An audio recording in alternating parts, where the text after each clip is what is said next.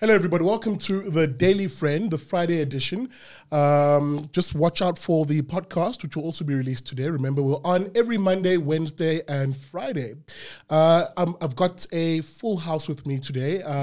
Guys, good morning. Welcome. Franz Cronier, who's the CEO of the Institute of Race Relations. Good day. Good morning. Good morning. We have Sarah Gon, who is our chief editor of the Daily Friend. Good morning, Sarah. Hi, Sikla. And of course, we have Gabriel Krauser. Sorry, I couldn't think of your surname for a moment. Who's one of our writers and analysts on the Daily Friend and at the Institute. Good morning. How are you doing? How's it, man? Awesome. Guys, jam-packed show. Let's jump straight into it. The lingo of the day, the word on everybody's lips is, will there be reform? Reform. The dust is settling in terms of choosing of MPs and cabinet, and the president, etc., in Parliament. But the reform message, are we hearing it, Franz? Yeah, well, we point you to a piece in the Daily Friend this morning. I think it's the top bit. And it deals with this question and does so really well through the writings of our colleague Terence Corrigan. And I quote for you. He says, all eyes are now on the new cabinet and parliament. That's coming in the next week. And the question becomes, who's in, who's out? Is it bigger? Is it smaller? And Terence goes on to say this is sort of a wonderful, he says, procedural drama, and provides a lot of fodder to columnists and analysts who speculate about what it means. But Terence says there's a paradox in this. And the paradox is that the speculation about procedure is paired with what he calls a remarkable complacency, that if the procedure changes, so will the direction of policy.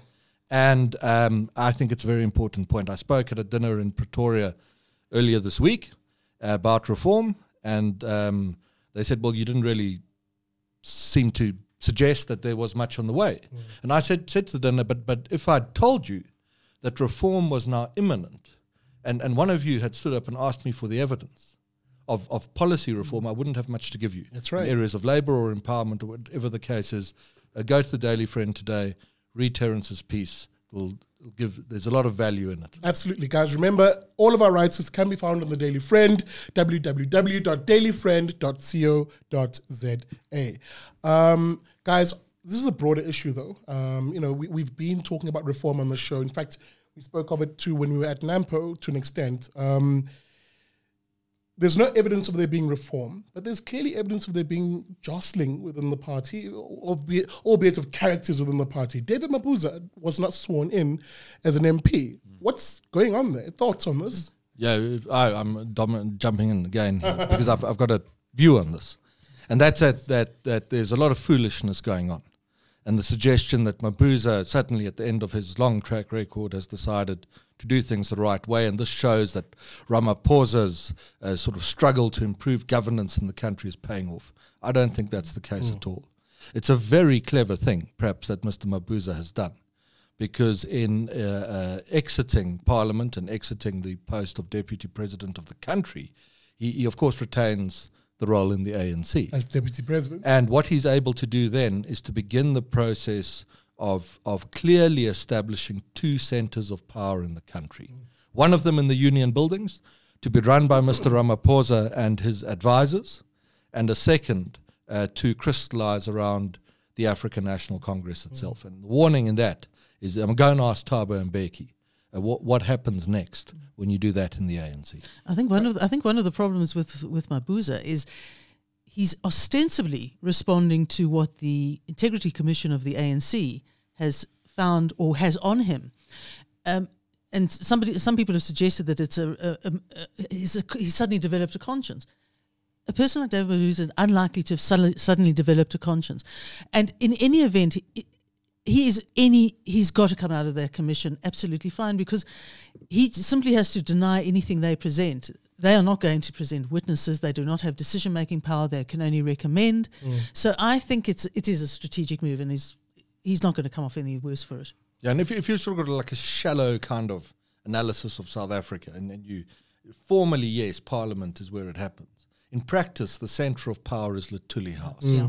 Everything else becomes a subcommittee of Luthuli House. If you want to control the thing, you want to control operations in Luthuli House, and you want to isolate everyone around you. And if you're able to do that, and the occupant of the union buildings undershoots on what the party or the public demands of him, it's very clear where the balance of power in the country is shifting. And also, just to bring back something we talked about last week, there's something symbolically or rhetorically very useful about having a good cop, bad cop kind of setup. So you've got Ramaphosa coming out, spreading the good news, making Parliament seem super clean to the satisfaction of The Economist and the New York Times. And then you've got the real center of power, and its levers are well oiled. Ace Magashule is kind of the magistrate behind both good cop and bad cop. And so you've got like a real strong trajectory, but sort of behind this fig leaf.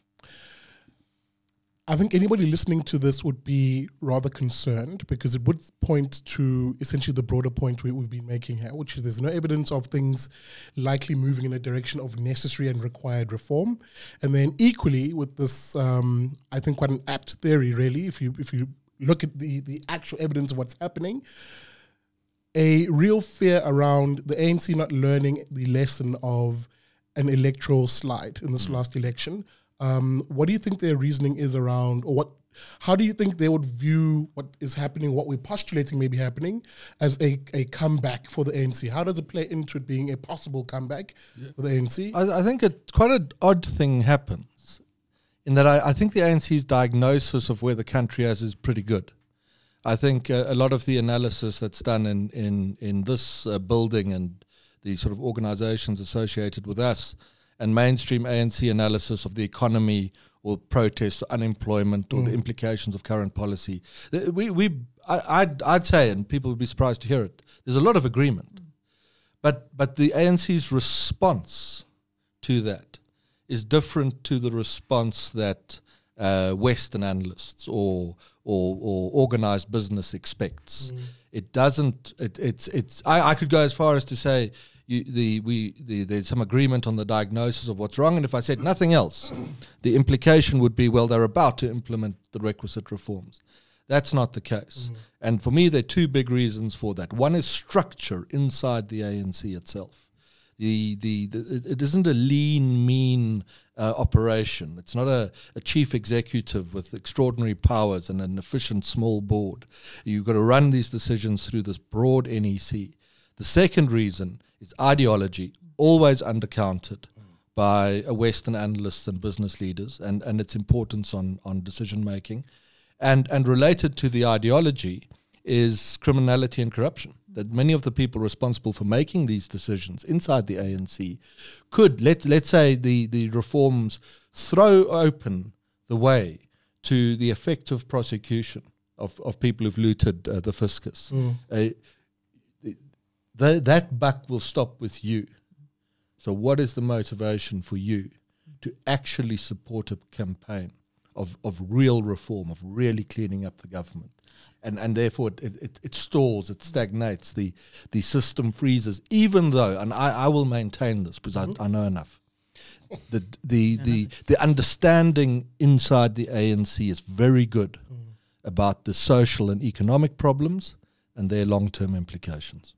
I think to some extent you almost saw that dichotomy in Ramaphosa's speech in Parliament. It was twice as long as it needed to be, because he repeated himself over and over again, saying there would be change, people expect change, we must make a difference to the masses of the people, which is a phrase I loathe because it just indicates no one's an individual.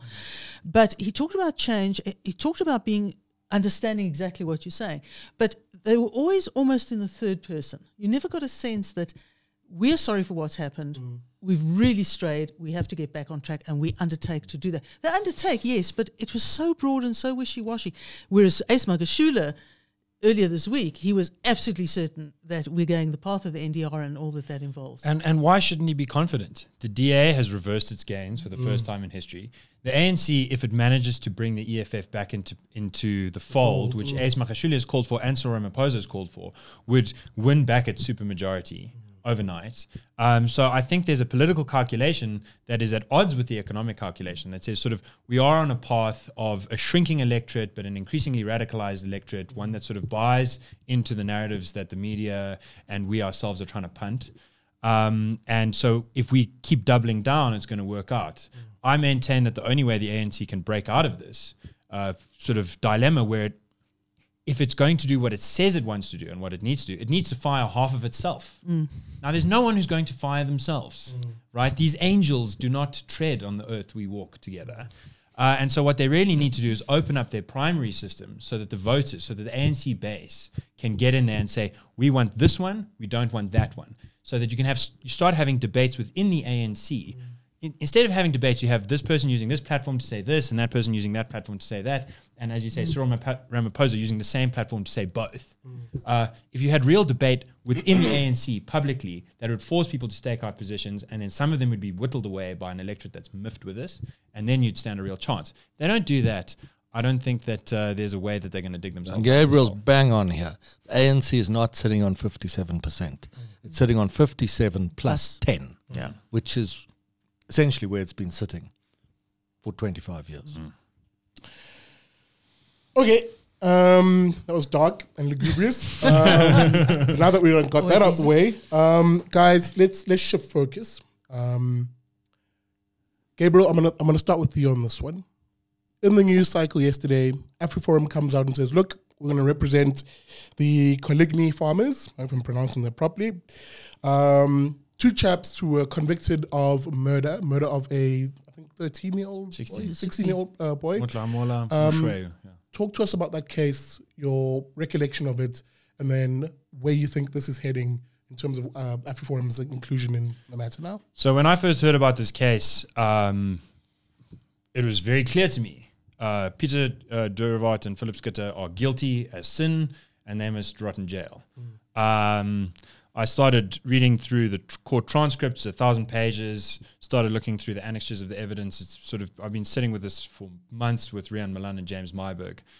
And it seems pretty clear to me that justice has not been done in finding them guilty of murder. There's three basic reasons. One is that the entire case was based off the state's lone eyewitness, whose name is Bendel Pakisi. He's a part-time butcher. His pictures on Facebook are mostly of him in bed or sort of grabbing women by various body parts. He said, sort of a couple of days after the fact, he was recorded as saying, look, I saw this happen. I saw these two white farm workers, these two fat white men, throwing Mushwe off the back of the bucky repeatedly. They saw me see them, so they came and tortured me. They took me on a hell ride over 60 Ks and made me run and drink liquor and vomit and then eat my own vomit, and they made me dance above bullets flying around my ankles, and they nearly killed me, and eventually they knocked me out. And when I came to, I tried going to the police. The police wouldn't listen to me, so I came back and I tried again. And these guys are murderers. Now, the problem with Pakisi's story that everyone knows is that after the trial was concluded, he said, I made it all up to 4 eyewitnesses, for a priest and various others. Then he said that he was intimidated into saying that / bribed 5 million rand or something like that into saying it, which sounds like a lot of money for Coligny. There's really not a lot going there. But that aside, in his testimony presented before the court, there were various contradictions. For example, he started saying there are 2 guys. Then he said there were 3 assailants.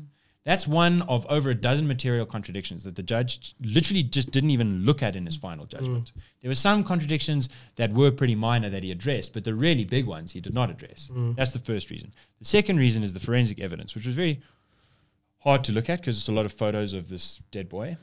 The forensic pathologists, 2 forensic pathologists were in play, Dr.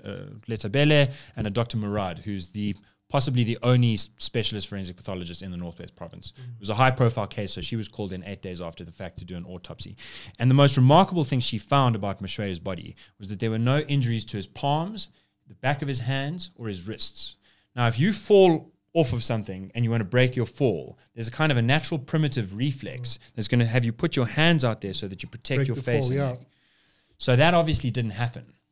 That's a bit weird. It turns out that his fall, the injuries that he suffered, a major bruise here, some bruising here, some bruising on his knees, is consistent with him jumping out and doing a tuck roll, like you might have seen sort of Jean-Claude Van Damme do on movies on ET. Right. So it was consistent with that. The problem is that Pakisi, the eyewitness, who said he saw this guy falling out of the bucky, being thrown out of the bucky, he described the fall like a swimmer's dive. His body horizontal, his head slightly below, his feet flying towards the ground. How were his hands? extended out and above his head. So they actually asked him that In court, in front of the judge. The judge even sort of repeated the gesture that Pakisi made of him putting his hands out above his head. That's exactly what would have produced the kinds of injuries that the doctor said weren't there.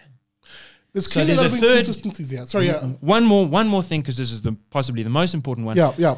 These guys had the farm workers had 3 cell phones on them. They made like 30 transactions in the relevant 3 hours that Thursday morning. And all of those cell phone transactions were routed through one of 2 towers sort of in the vicinity of Coligny. But now the eyewitnesses' account says that they went on a massive circle almost all the way to Lichtenberg and back, which would have taken sort of an hour and a half, 2 hours, at the very fastest an hour. But they were making calls, the longest gap is sort of 15 minutes. So there's no ways, according to the cell phone evidence, that they could have been where he says they were, taking him on this journey.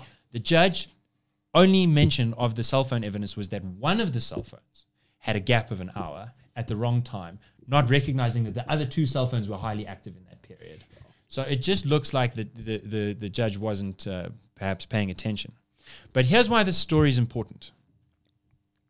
I think that one of the sort of untold hardcore beliefs in bourgeois South Africa, in the leafy suburbs of Joburg and Pretoria and Cape Town and Durban, is that while politics might be lugubrious and very miserable, as you said, and while the economy might be struggling, our courts at least remain watertight, they remain secure, they remain credible institutions of justice.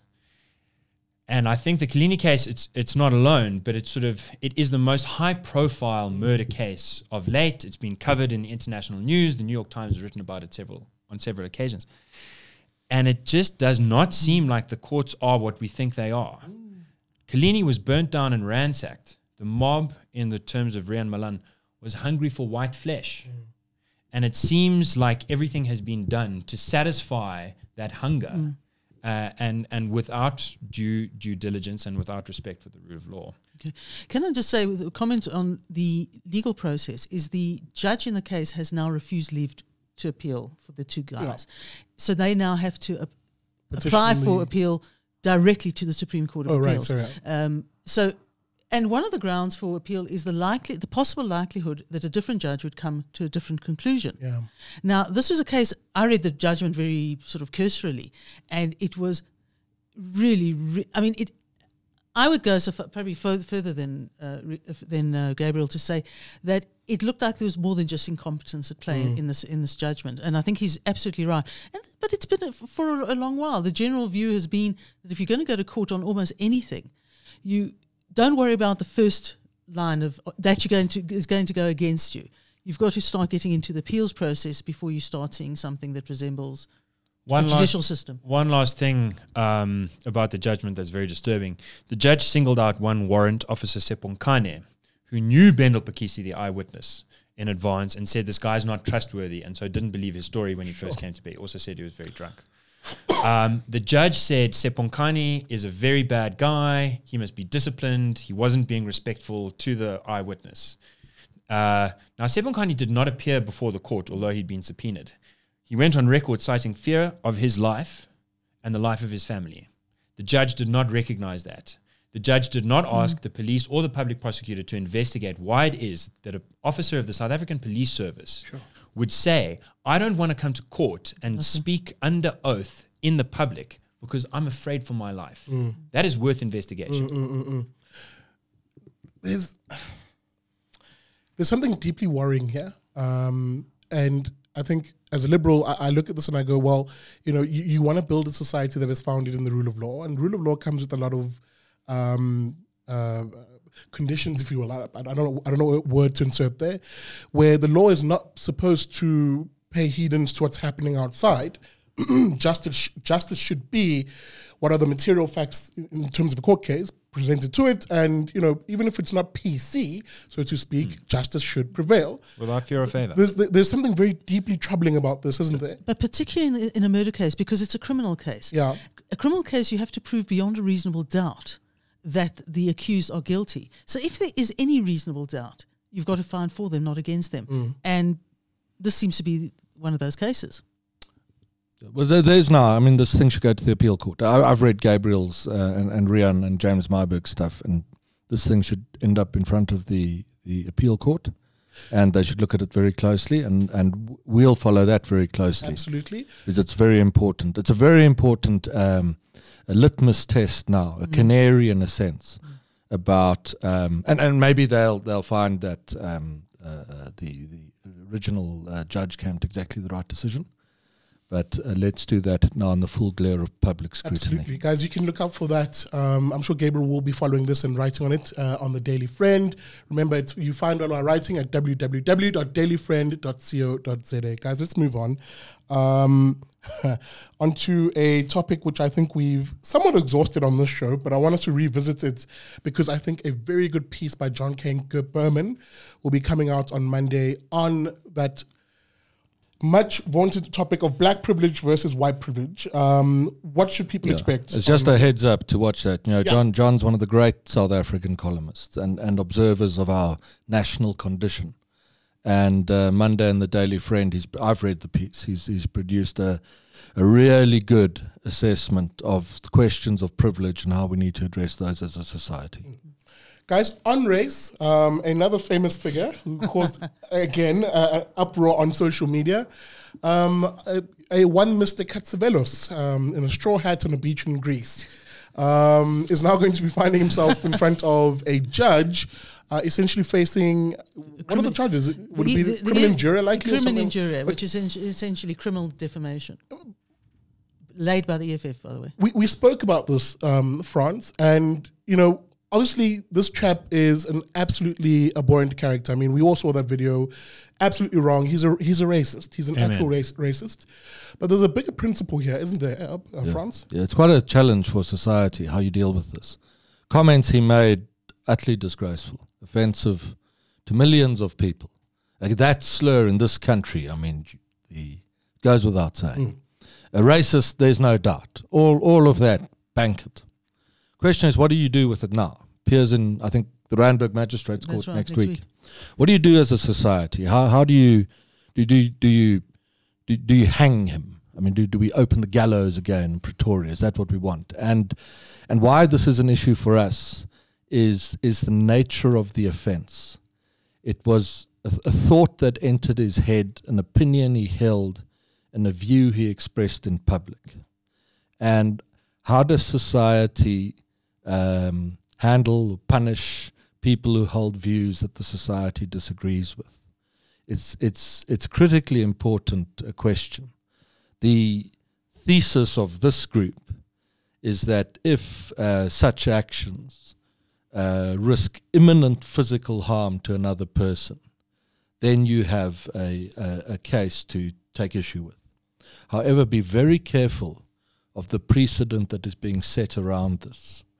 If the society demands that people be punished severely for ideas that thought crimes, in a sense, spoken crimes, what is the precedent that is being established? Yeah.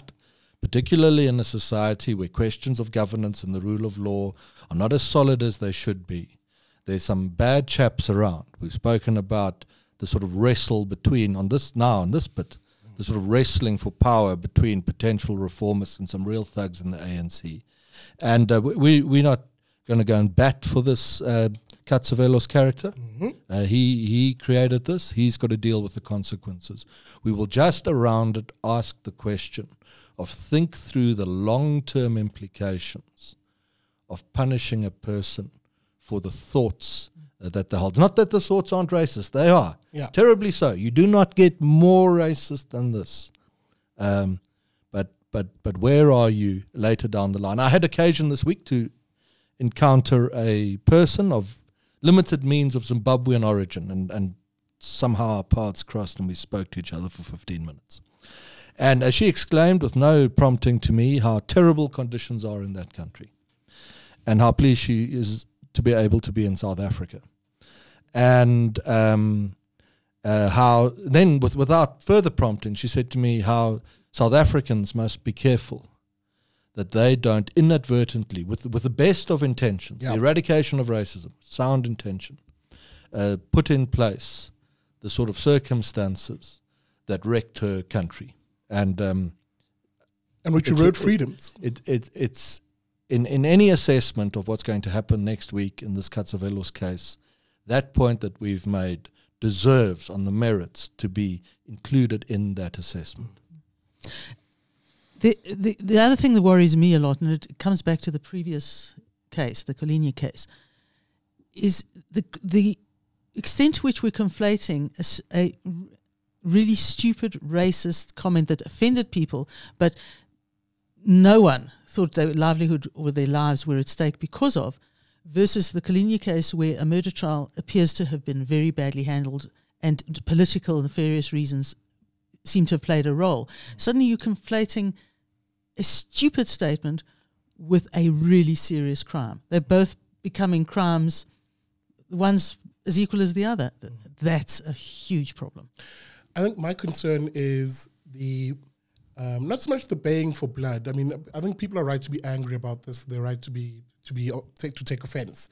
My concern is the coalition of individuals who then sort of coalesce around this with the view of introducing measures that give them the sort of power to police thought, to police language, so that it becomes a slippery slope, so that now it isn't just you using the K word. It could be saying, "Hey, you." What do you mean, "Hey, you"?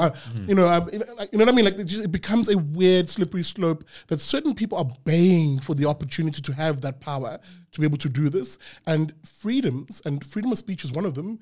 Often suffers when this sort of thing happens. Yeah. The question is this, and very often it is people whose professions are the realm of ideas, journalists, academics and the like, who in our country will be the first to attempt to shut down opinion.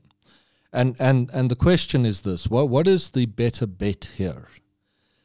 Is it to allow the shutting down of an opinion that you disagree with, even where it's an outrageously offensive opinion, such as in this case, and then essentially rolling the dice on hoping that this will never happen to the views that you hold? Yeah. Your views might not be offensive, they might be perfectly legitimate, but the precedent is established. Is rolling the dice on that the better bet? Or is the better bet actually saying that part of being a mature and fundamentally free and open society is tolerating hateful speech in the long-term pursuit of the security of knowing that if that is tolerated, then any ideas, thoughts, or opinions that you might one day express in the future South Africa, you don't know what will happen, those ideas and thoughts will also be protected. And that is the question that freedom of speech and related activists need to confront. And we don't do it openly enough. And the risk in that is that you set these precedents that you will later come to regret. And just one sort of question that dovetails with that is, do you think the South African economy of esteem, the marketplace of ideas, the public square, is powerful enough to sort out these problems itself, or does it need the backing of the state? One of the things that people like to talk about is sort of 1940s, 1950s Germany, where the public square had been completely destroyed. South Africa's got this very ironic thing where we like to talk up how strong our independent media is, and at the same time talk up how we really need the iron fist of the government to come and help out the media and help out social media and help out sort of public discourse to right these silly wrongs. No, silly wrongs, terrible wrongs. Maybe let me segue quite smoothly then into the issue of where the state should be playing a role, and that is in the enforcement of the rule of law, essentially. There is a big problem right now. We're talking about this offline, about what's happening here in Johannesburg and even in Cape Town, but we'll get to that. Something's happening in Yeoville. What? Talk to us about that. Okay, so last weekend, a young man, the two names escape me. I just know that they happen to be Zulus. Yep. Was killed. There was a funeral in the sort of public square in Yeoville. His brother lifted a gun up and shot bullets into the air. The police arrived. As far as I understand from the reports, there was an exchange of fire. They sort of believe that it's illegal to go shooting, in the middle of the park. But the sort of engagement did not go well, and the police ended up killing the brother as well. And what ensued then was fires, burning tires, blockades all around Yeovil, a lot of harassment, a lot of the police then going around and looking for anyone that's armed, trying to disarm them, trying to figure out. And there's sort of this battle between this a group that's coalesced around these two brothers that are passed and the police. And I mean, every night Yeovil's basically been subject to a self-imposed curfew. No one on the streets after 6 o'clock at all. No one on the streets until sunrise the next day. A lot of people barricading their homes, trying to cut away things, worried about fires. There's a funeral happening on Saturday, which looks to be the next major sort of tinderbox. Whether it'll light or not is unclear. But it's unfortunately in South Africa, it's the kind of thing that happens a lot of the time. I think part of what's remarkable about this case is that it's happening in a suburb that is next to the central business district of the richest city in Africa, and yet it's unmanaged.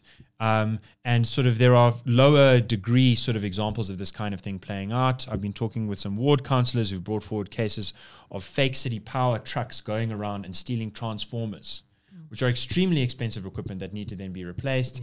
Brixton, Auckland Park, very close to our offices, Parktown North, Roosevelt Park, a power station that's next to an old age home.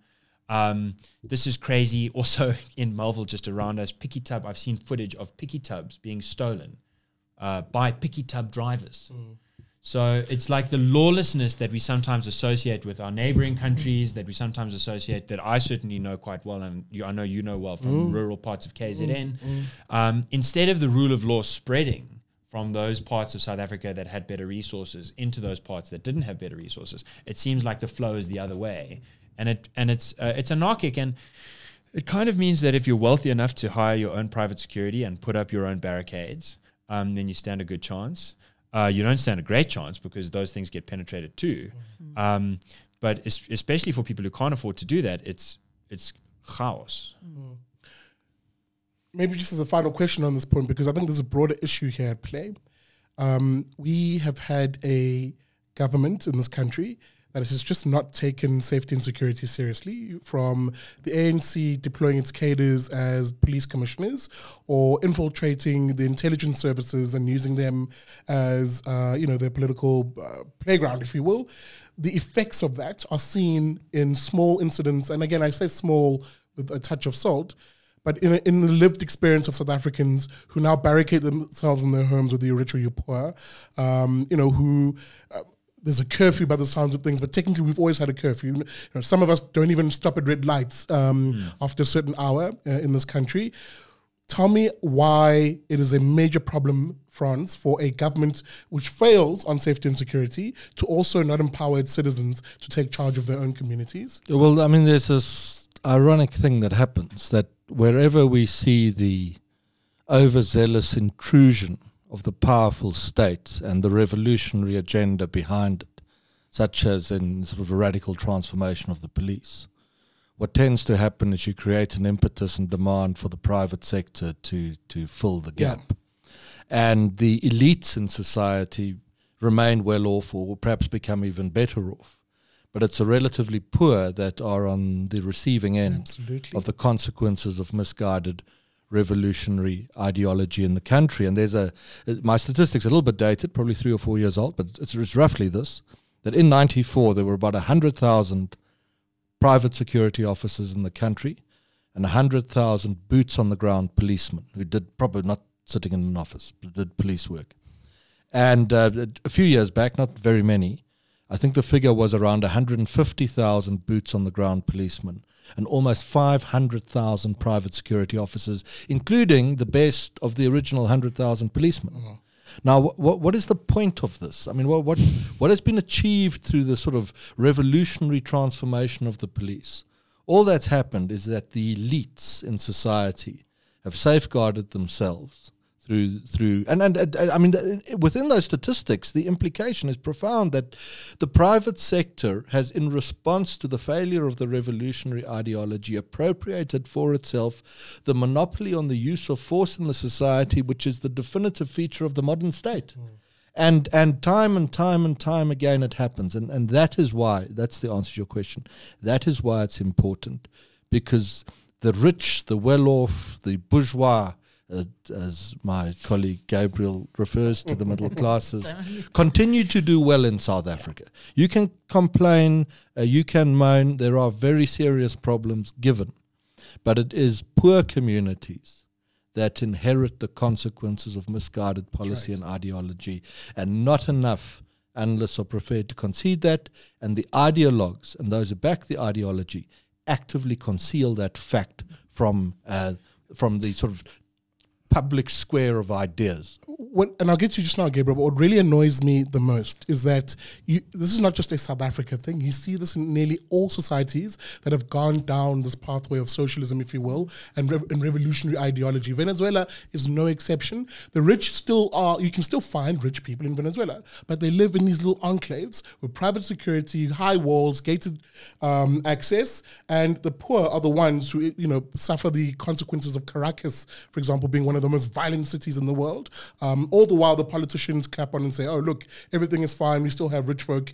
We still have malls. We still have all these so-called capitalist amenities. But really, it's a big divide that you're creating in a society. Gabriel, sorry. If you know anyone who's sort of worked for the UN or any of the militaries in Somalia or Sudan, or they live in compounds with private police, and they can have fabulously high quality lives. You just can't go very far. I just want to point out John Cain Berman last year, in terms of this myth that our courts are really still really effective.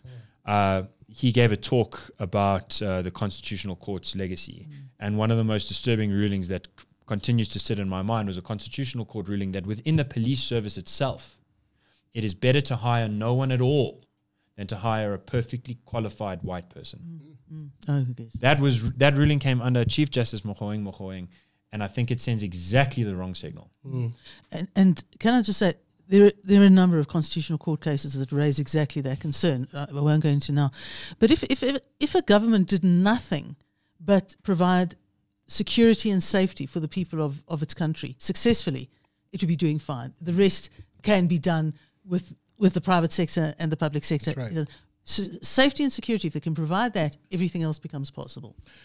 Guys, let's look to wrap up, because this is arguably one of the longest episodes of the Daily Friend, but I'm hoping you guys are enjoying it. Remember, you can find all our content, all our writings, and hard, solid analysis from our guys in the Daily Friend. That's www.dailyfriend.co.za. Guys, the last topic I really want us to sort of chew the fat on is, political activists who remain, or those, almost a selective release that we've seen in this country of political activists, people who did a myriad of things back fighting the apartheid system. It would seem that the vast majority of the ones who still languish in prison are those who are not necessarily linked to the ANC. Franz, I'm going to go straight to you on this one, and then we'll open up the conversation. It's a broader question than that, and it's exactly in line with where this conversation has gone this morning. Yeah. Kenny Motsumai yesterday makes a comment on this outside the parliamentary precinct about liberation era veterans, guerrillas, who remain in prison. Now, Mr. Motsumai's case we're not completely familiar with, but the evidence, there seems to be no doubt, is as a young man he would leave South Africa. He's a PAC operative, receives his training in Ethiopia, returns to South Africa as part of APLA. They commit a robbery in pursuit of liberation struggle, to fundraise for the PAC, and it's a shambolic thing. And the police catch them, and a traffic policeman is killed. Yep. And this is the very late 1980s, and Mr. Motsumai is sentenced to a very long term in prison.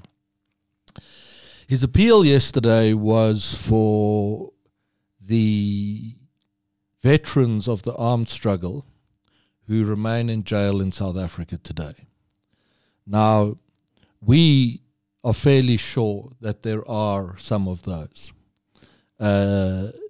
Individuals who left South Africa as youngsters, were trained around the world, infiltrated back into the country, and engaged in acts often of violence, destruction of property and the like, in an attempt to undermine the apartheid system. And the fact that some of them continued to languish in prison where their intentions were motivated by a desire to undermine the system, I think is a very serious problem. It's actually a disgraceful stain on the country and a comment on the callousness of much of the present leadership of the country, where they were genuine youngsters. Ideologically, most of them would have been adversaries of this organization and its position. They would have pursued a more socialist agenda, ours a very much more liberal agenda through that same era. What makes the position worse is that they do not appear to be MK or ANC operatives in the main, but rather former members of the Pan-Africanist Congress in APLA and perhaps some of the Azanian peoples of ZAPO. And I think Mr. Motsamai's plea, he's now an EFF MP, so we're not going to bat for the EFF, but we're going to bat for the issue and the principle. His plea yesterday needs to be heard, and we would certainly give some support to any effort to try and identify who of the real veterans of the liberation struggle who are entitled to some form of amnesty. Whether they applied for it or not, ours is irrelevant. We would give some support to an inquiry into who they are, where they are, what their cases are, and if they are still there, that they be released from prison. It's interesting that the ANC hasn't done anything about this. It's not because obviously they were the opposition. I mean, it becomes obvious from Anthea Jeffrey's book, The People's War, which is we've talked about, and in that the ANC took on its black opposition in order to gain hegemony. It's the fact that after 25 years of sort of near absolute rule, the ability to give amnesty and to have some empathy for people who they consider the enemy and aren't large in numbers, have no power now, they're completely removed from society. It literally would, in all practical terms, be no skin off their nose, and certainly in emotional and as ideological terms, it would show a certain, I don't know, giving. I can't think of the right word offhand, and that hasn't happened. And it does show a sort of very retributive element that is misplaced. But there's no surprise in that, because I mean the Western media at the time, of course, pretended that they couldn't see this, but in the latter decades of the apartheid system, the ANC acts with unspeakable cruelty towards its black rivals, especially the black consciousness movement. And that is the point I make. And it's an issue that needs to be aired. It's not understood if you understand, or you've only ever heard the Hollywood version of South Africa's liberation. I had to explain this to an American yesterday who just thought it was the most eye-opening thing, that there were black rivals to the ANC, such as the Pan-Africanist Congress. And it's not just Americans. When I was at high school just 10, 11 years ago, my high school textbook said that all quote-unquote black-on-black violence was instigated by the Third Force, sort of white dudes in blackface going around shooting people up. This is, an elite private high school. Yeah, and we're about to set off on a little book launch for my colleague Anthea Jeffrey, who has redone the People's War book that was first published a number of years ago.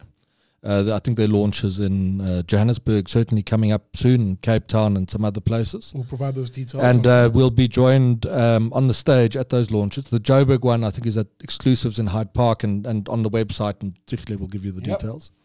We'll be joined on the stage by Ishmael Mkabela, who was the founding president of AZAPO and has a much first-hand experience of what we're talking about here. And it's very important that the stories of these guys be told and understood, and that they no longer be concealed.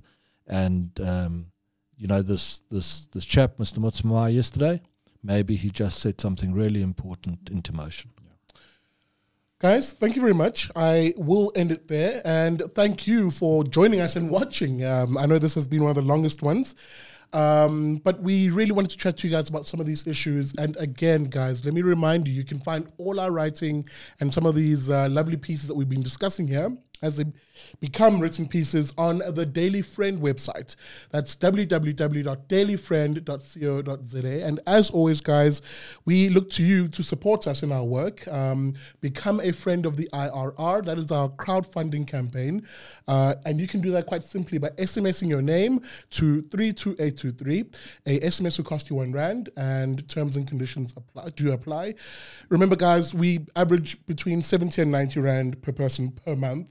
And you can sign up via debit order. You can also do that online at www.irr.org.za/join. Guys, thank you so much. Remember to like, share, and subscribe to the show, and hit that bell notification so you get notified whenever any of our shows, whether it's a Big Liberty show or Daily Friend, or any of our content is put up there. Look out for the podcast, which also comes out today, and we'll see you next week.